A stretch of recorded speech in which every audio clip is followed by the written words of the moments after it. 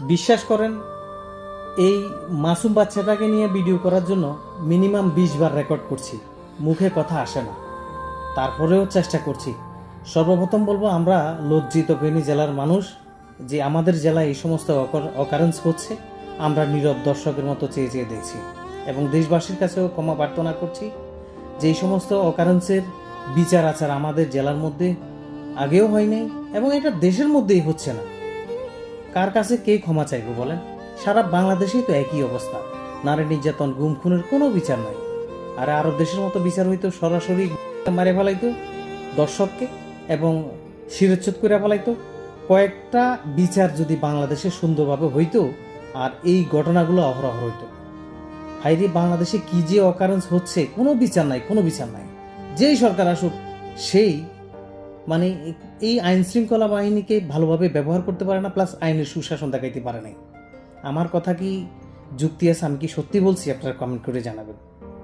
এই ছোট্ট এই মাসুম বাচ্চাটি 6 বছর যেতে না যেতে তার জীবনটা নিভে গেল। এই দর্শক, এই বাচ্চাগুলো কি করে পারলো এই ছোট্ট মাসুম বাচ্চাটার এভাবে সর্বনাশ করে তাকে মেরে টাঙ্কিতে ফালাই দিতে?